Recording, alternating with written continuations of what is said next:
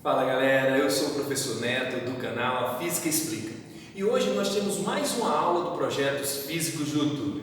A aula de hoje é sobre ondas estacionárias, mas antes vamos escutar nossa vinheta.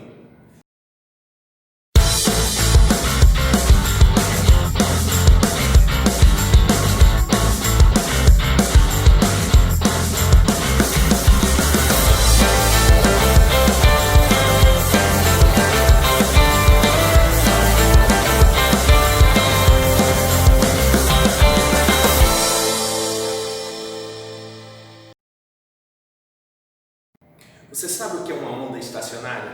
E como você pode utilizá-la no seu dia a dia, através de instrumentos de cordas? Nós vamos estudar e vamos aprender um pouquinho sobre essas ondas estacionárias. Mas primeiro, você tem que perceber que uma onda estacionária é uma superposição de duas ondas que se propagam em sentidos opostos. O que isso quer dizer, professor? Que você tem uma onda se propagando em um sentido, outra se propagando em outro, e em um determinado momento vai acontecer a interferência de ondas. Deixa eu tentar explicar melhor para vocês. Nós vamos falar sobre cordas vibrantes e para isso nós vamos precisar de uma fonte onde colocamos uma haste fixa e um ponto, um nó para deixar ela presa e uma outra haste do lado. Com a corda esticada, esse é o comprimento da corda, é o tamanho natural da corda. Ao provocar ou uma perturbação com a mão, vibra com a mão, bate com a mão, ou usa uma fonte para que você possa produzir frequências constantes, você vai perceber que essa onda vai oscilar. Só que ela vai fazer o seguinte, ela sai de uma extremidade, chega na outra. Como a extremidade está presa com um nó, então ocorre o que a gente chama de reflexão. E na reflexão, a onda volta. Só que como é com a extremidade fixa, se ela entra por baixo, ela volta por cima. Então ocorre mudança de fase. Mas ela mantém todas as suas características, a mesma velocidade, o mesmo comprimento de onda e a mesma frequência. O que acontece? Enquanto uma está voltando, a fonte vai produzir uma outra onda. Em um determinado momento, essas ondas vão sofrer a interferência, que você vai perceber que no ponto mais alto é chamado de interferência construtiva, é onde nós formamos o ventre. O ventre nada mais é do que uma interferência onde duas ondas se encontram e você tem o máximo da energia, e você vai formar os nós. Os nós é o momento que você tem interferência destrutiva. É exatamente nesse momento que você não apresenta a vibração, não tem, porque uma onda anula a outra, não tem a energia de propagação. Aí você faz, professor, cada ventre desse representa o quê? A metade de uma onda. Lambda sobre 2, é exatamente o meio de uma onda, a metade de uma onda.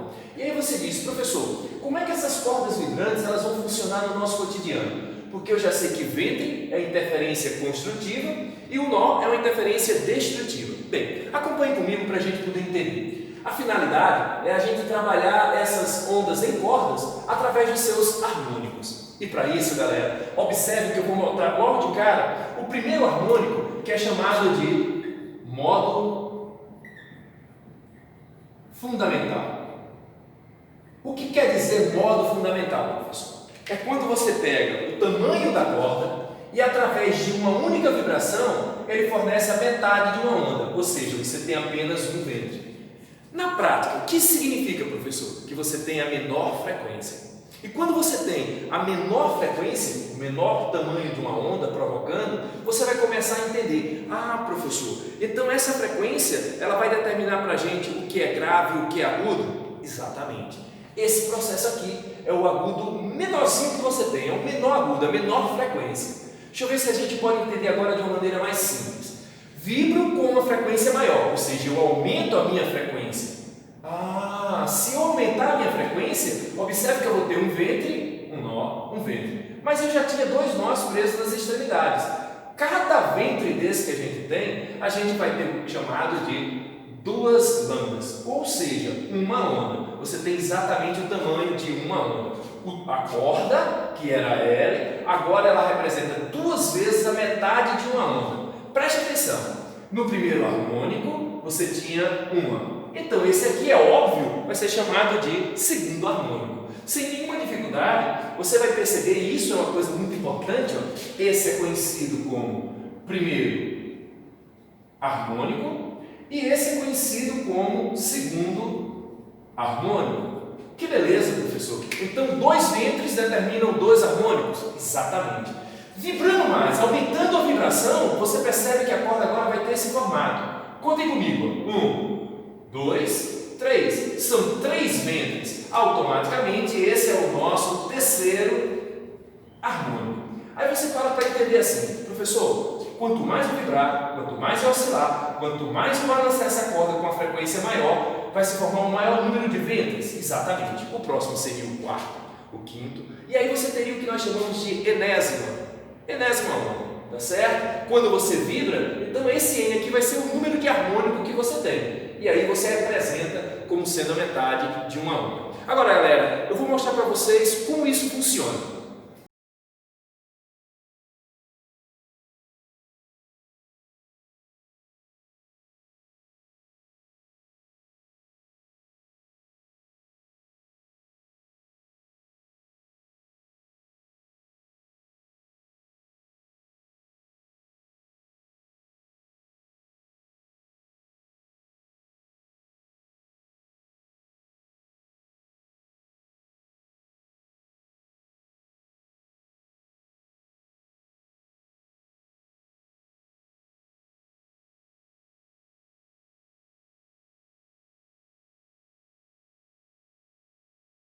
Bem, vamos ver agora como é que a gente coloca isso em prática. Só que para a gente poder fazer isso, nós vamos ter que lembrar da equação fundamental da onda.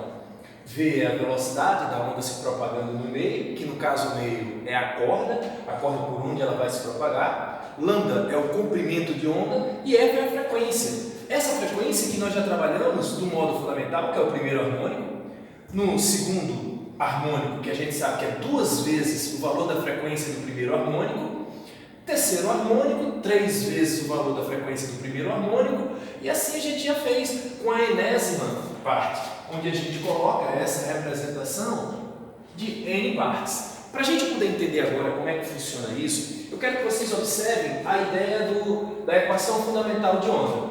Este lambda, a frequência que está multiplicando, vai passar para o outro lado dividindo. E aí você pode dizer que o comprimento de onda é a velocidade de propagação na corda pela frequência com que ele está vibrando.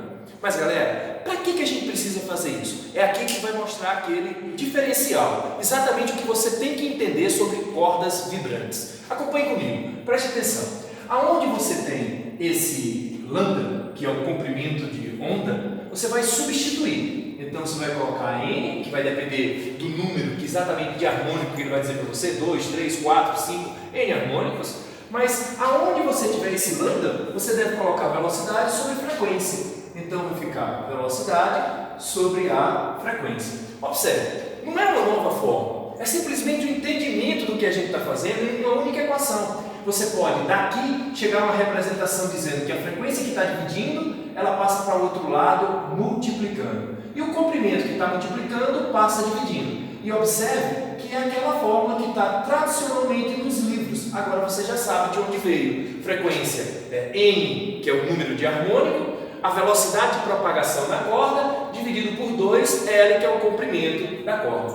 Com essa equação, você vai perceber, vai ter sempre a noção que você está trabalhando com uma enésima frequência para quantos harmônicos você tenha, tudo em função do primeiro harmônico. A ideia é trabalhar com o primeiro harmônico. Se você entendeu como é que você faz o primeiro harmônico, as outras seguem o modelo. Aí você faz, professor, mas em uma corda de um violão? Então vamos imaginar que você tem aqui um violão, tá certo? Tá aí. E o que você vai ter que perceber? Como é que eu vou determinar nessa corda de violão, que aí a gente usa a equação de Taylor, né, já que a gente está falando de cordas, e quando a gente fala de cordas, a gente tem que lembrar de um detalhe. Esse T representa a força de tração.